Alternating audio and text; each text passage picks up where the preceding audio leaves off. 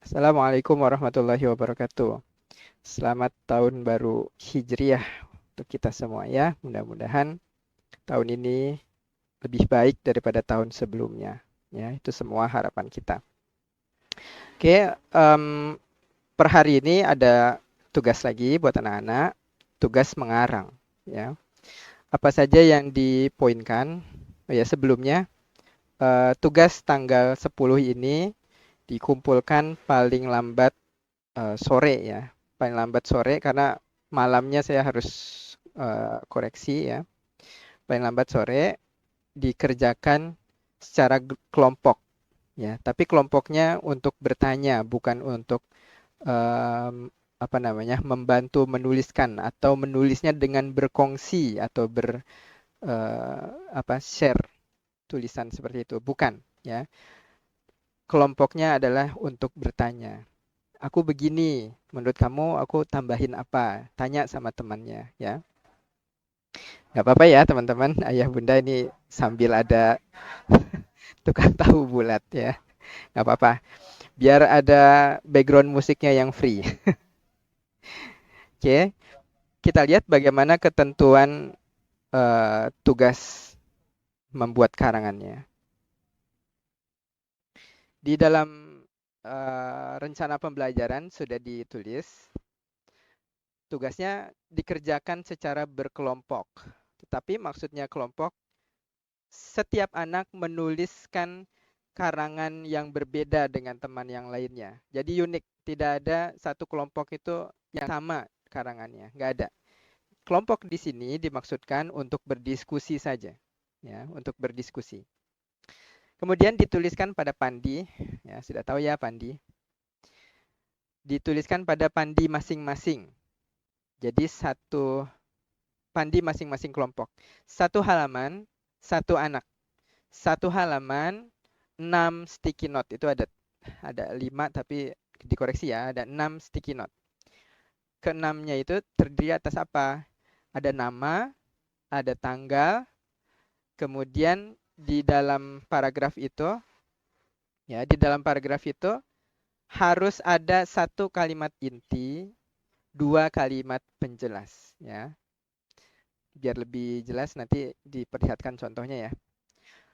Di dalam satu paragraf, ide pokoknya berbeda-beda. Apa di dalam satu paragraf, satu ide pokok. Nah, diminta ada 4 ide pokok, berarti ada 4 paragraf. Satu karangan kita ada 4 paragraf, ide pokoknya masing-masing paragraf tertentu, ya, tertentu. Paragraf pertama, ide pokoknya adalah menu sarapan kegemaran atau favorit. Di paragraf kedua, ide pokoknya adalah perilaku yang dilarang oleh ayah saat makan atau peraturan keluarga saat makan, ya. Yang ketiga, mengerjakan kegiatan yang bermanfaat. Ya, jadi setelah makan, setelah sarapan dia melakukan pekerjaan yang bermanfaat, pekerjaan atau kegiatan yang bermanfaat. Terus di paragraf terakhir yang keempat, ide pokoknya adalah mensyukuri nikmat hari ini, ya. Peletakan ide pokok tidak ditentukan. Bisa saja di awal paragraf, ya, di kalimat pertamanya, atau di tengah-tengahnya di kalimat kedua, atau di kalimat ketiganya ide pokok itu dituliskan. Boleh, ya. Boleh, tidak diatur harus di pertama, harus yang di tengah, atau harus yang di ketiga, ide pokoknya itu terserah. Ya, pokoknya di dalam satu paragraf ada di dalam satu paragraf ide pokoknya uh, sudah ditentukan seperti yang saya bacakan tadi. Kemudian anak-anak menambahkan, yaitu tadi ya, di dalam satu paragraf itu ada ide pokok satu. Kemudian ada apa namanya, dua kalimat penjelas. Oke, supaya ada gambaran, mari kita lihat ya. Nah, di sini ada contohnya ya, ada contohnya. Ini dalam sticky note. Ini juga dalam sticky note. Ini dalam satu sticky note. Ini satu sticky note. Ini satu sticky note. Kemudian ini juga satu sticky note. Kalau di satu paragraf sticky note-nya nggak muat, maka boleh pakai sticky note yang lain. Tapi ditentukan. Ini sticky note yang ini paragraf pertama. Ya, kayak gitu. Jadi nggak bingung ya. Contohnya begini. Kalau menurutku pagi-pagi itu enaknya makan yang berkuah. Makanan yang berkuah semakin nikmat waktu masih hangat. Menu sarapan ya, mohon maaf ya, ada truk yang lewat.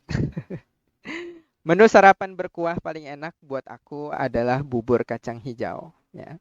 Tadi anak-anak sudah kita bahas bersama dan anak-anak sudah pinter semua. Ada yang menjawab, ide pokoknya ini ada di kalimat yang ketiga, yang terakhir.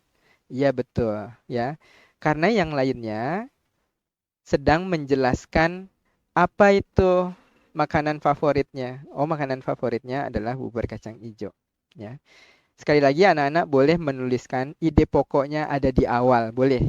Aku mau ide pokoknya ada di sini, di awal-awal, boleh. Atau di tengah, boleh. Atau di yang terakhir, yang ketiga, boleh. Ya, ini contohnya. Insya Allah ada juga di saya juga kasihkan di grup ya, grup WA, baik grup WA orang tua maupun grup WA belajar. Oke, sekali lagi diterangkan bahwa dalam satu paragraf terdiri dari satu ide pokok dan dua kalimat penjelas. Letak ide pokok tidak ditentukan, boleh di awal, di tengah, atau di akhir. Oke, pekerjaan ini didiskusikan secara kelompok, namun dikerjakan secara sendiri-sendiri. Artinya tidak ada anak yang dalam satu kelompok itu sama, ya, atau bekerja secara kongsi, secara bersama-sama gitu, enggak.